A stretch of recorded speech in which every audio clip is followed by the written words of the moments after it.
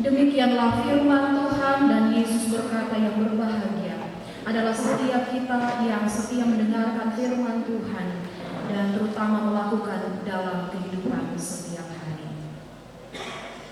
Bapak Ibu, saudara-saudara yang dikasih dalam Tuhan Yesus Kristus, selamat sore, shalom. Ya, salam damai sejahtera bagi kita semua. Kalau kita mengikuti alur cerita dari bagian Alkitab yang sudah kita baca tadi, maka kita akan menemukan sebuah plot atau latar belakang di mana sebelum peristiwa Lazarus dibangkitkan, Yesus mengambil waktu sejenak untuk menyendiri. Kalau dalam bahasa saat ini, Yesus punya me time. Yesus ada me time-nya, dia punya waktu untuk menyendiri dari hiruk pikuk pelayanan yang dia lakukan. Dia menyingkir sejenak dari keramaian orang-orang yang senantiasa mengikuti dia. Dia pergi ke tempat yang sepi untuk memulihkan dirinya sendiri dari banyaknya perhatian publik terhadap dirinya pada saat itu. Saya pikir apa yang dilakukan oleh Yesus ini sangat manusiawi. Dan demikian juga dengan kita. Ketika kita ada dalam hiruk pikuk pelayanan, begitu banyak tuntutan, begitu banyak hal yang harus kita lakukan, kita penuhi, dan kadang-kadang dalam tanda kutip kita tidak mencari diri sendiri lagi dalam kehidupan pelayanan itu. Kita membutuhkan me time, kita membutuhkan waktu menyepi untuk memulihkan kondisi fisik kita, terutama kondisi mental spiritual kita. Dan itu juga yang kita lakukan pada saat ini. Kadang-kadang kita terlalu banyak berbicara. Ya, saya menyampaikan waktu dalam persiapan tadi siang, Gladi, marilah kita mencoba mendengar suara Tuhan. Jangan kita terus yang Tuhan dengarkan, ya kan? Kalau kita memberitakan firman, kan kita yang didengarkan. Ya. Kita menyampaikan banyak khotbah, kita menyampaikan banyak kata-kata penghiburan, dan kemudian ketika saya mendengar ulasan seorang dokter ahli neuroscience, ya, saya dengar katanya perempuan itu 20.000 kata per hari, laki-laki 7.000 kata. Begitu kira-kira ya Pak Dokter? Saya cuma dengar saja. Oh, pantasan.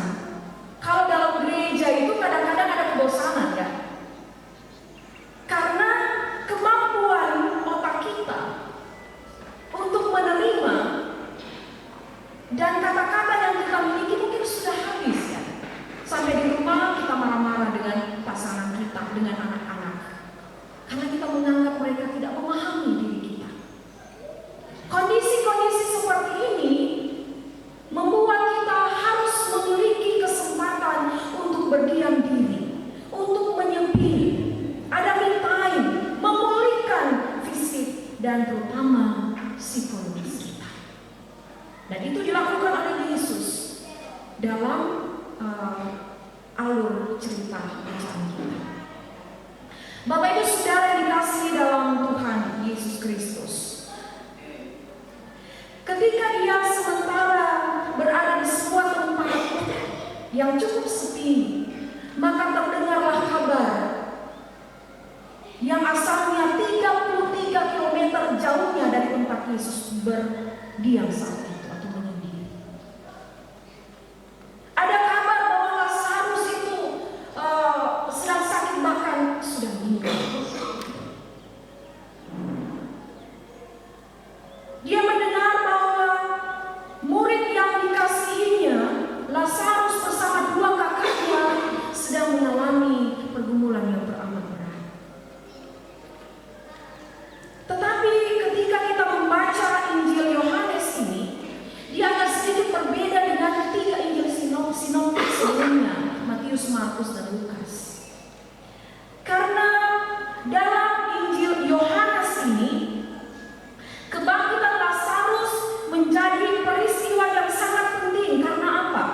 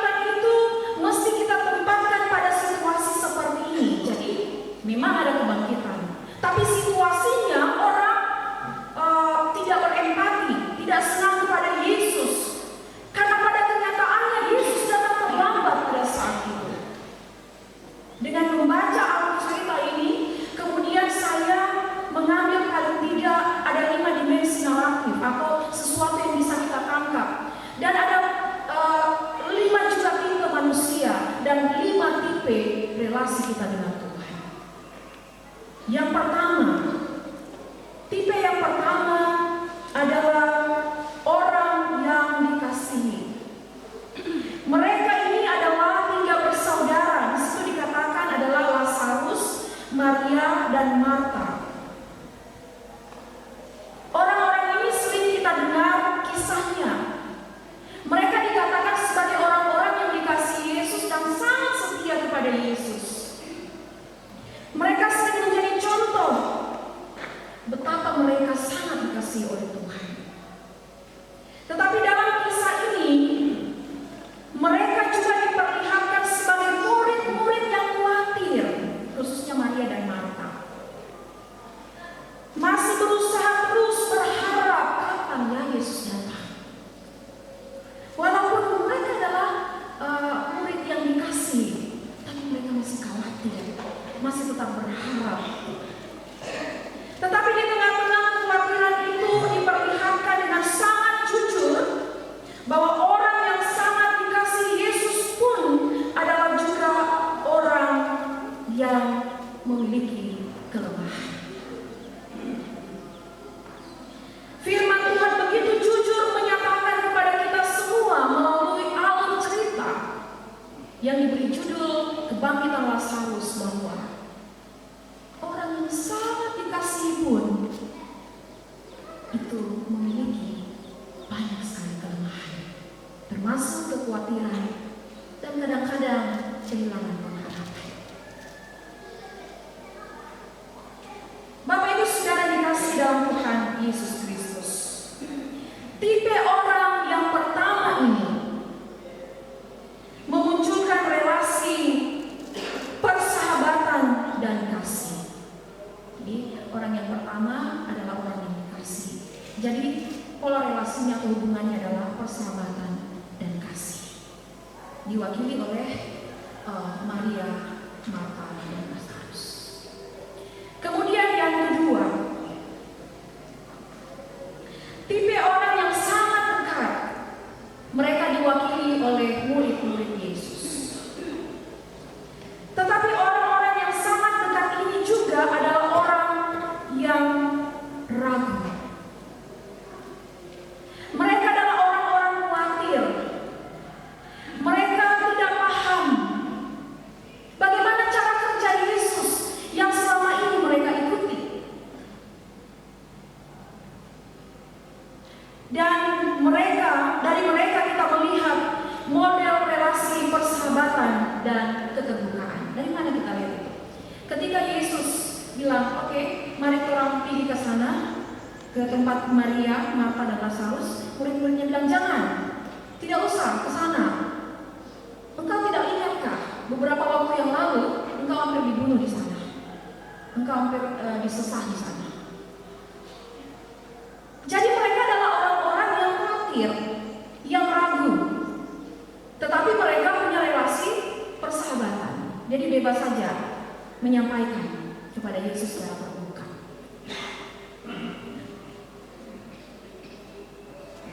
Ini menunjukkan bahwa kedekatan kita pun dengan Tuhan tidak serta-merta membuat kita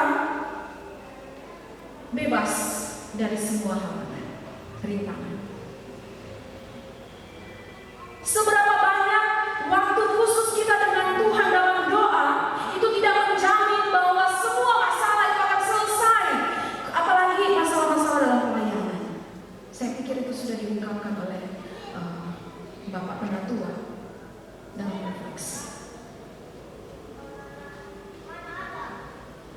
Ketika Yesus mengajak murid-muridnya untuk berangkat menuju ke tempat Lazarus, Maria, dan Marta, di sana sebenarnya kita melihat bahwa Yesus tidak terpengaruh dengan situasi yang ada di sekitarnya. Yesus punya otoritas. Yesus tahu apa yang dia harus lakukan. Nah, mari kita akan melihat ada hal menarik berikutnya setelah kita melihat tipe-tipe ini. Tipe yang ketiga adalah orang percaya tetapi juga orang yang takut, tetapi juga orang yang berduka. Itu diwakili oleh Maria dan Marta. Orang percaya sekaligus peragu, orang takut. Relasi yang dibangun adalah relasi kesetiaan. Kalau kita tidak setia kan pasti kita akan meninggalkan.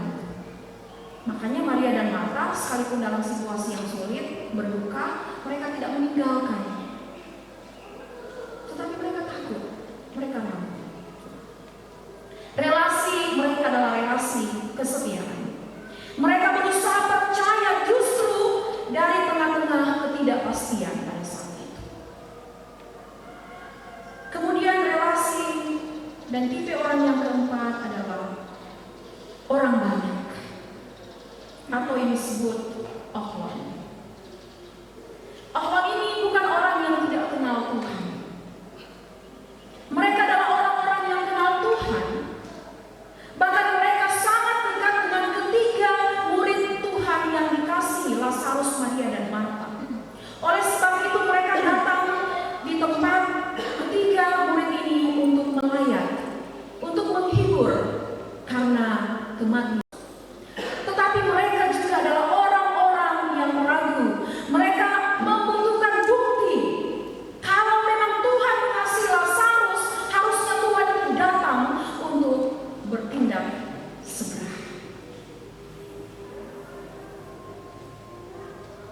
Tipe dari orang-orang ini adalah tipe pencari kebenaran. Ya, banyak kita temukan dalam pelayanan kita. Selalu bertanya, dan seterusnya. Mereka menuntut bukti, dan ketika bukti itu datang, baru mereka percaya. Model ini menunjukkan relasi yang tidak pasti. Kalau tidak ada bukti, kalau mereka tidak lihat, tidak dengar, tidak percaya. Jadi harus mereka lihat dan dengar, baru percaya. Relasinya tidak pasti. Kita mau melihat baru percaya, mau mendengar baru percaya. Dan tipe orang yang kelima adalah bagian dari orang banyak, yaitu orang Yahudi.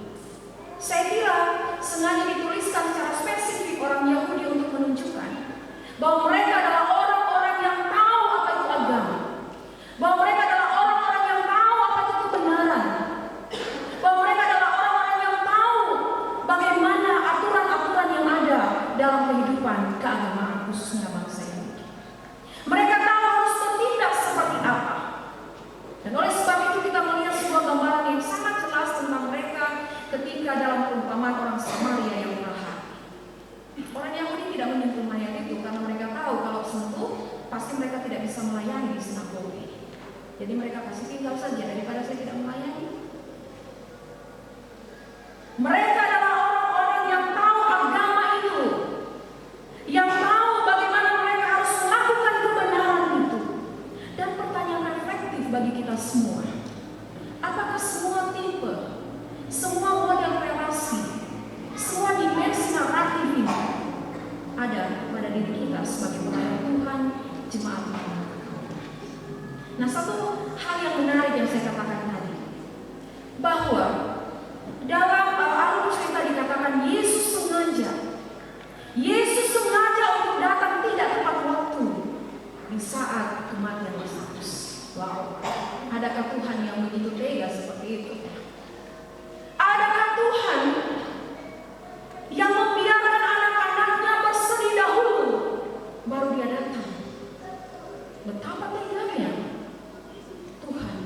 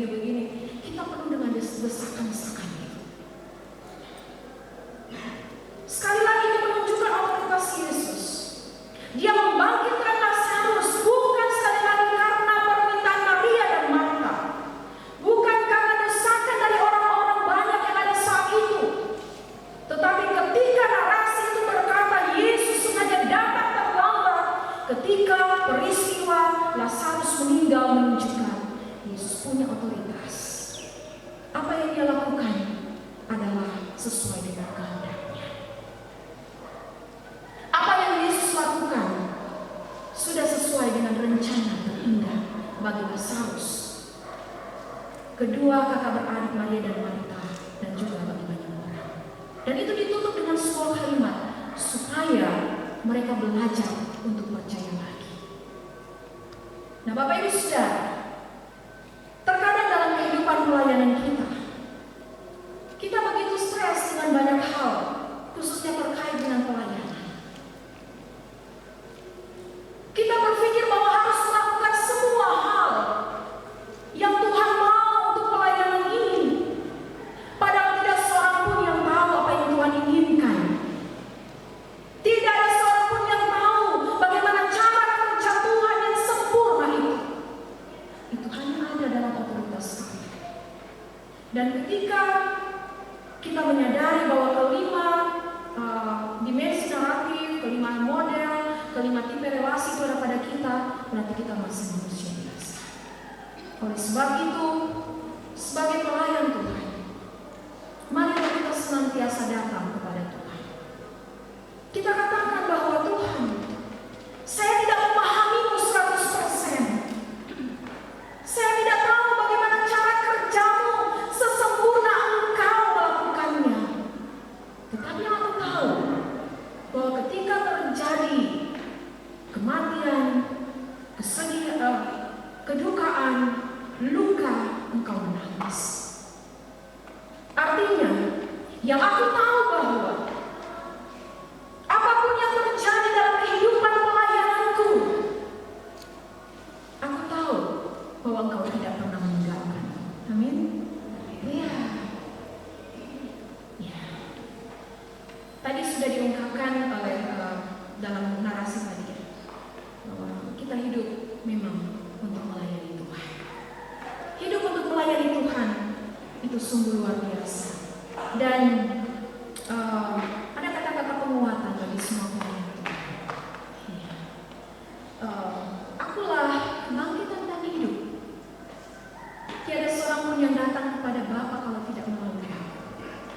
Oleh sebab itu, kita sebagai pelayan Tuhan bukan pemilik pelayanan ini, tetapi kita dilibatkan menjadi bagian untuk proyek sampai kepada jalan kebenaran itu. Oleh sebab itu, Bapak Ibu Saudara yang dikasihi dalam Tuhan Yesus Kristus, janganlah terlalu cepat menilai Allah dengan cara kerjanya sesuai dengan deskripsi yang kita buat dalam pikiran dan hati kita. Tetapi gunakanlah deskripsi Allah yang hanya bisa kita temukan ketika kita punya waktu bersaat teduh, menyepi, mendengar Tuhan berbicara kepada kita. Tuhan Yesus memberkati kita semua dengan kebenaran firman.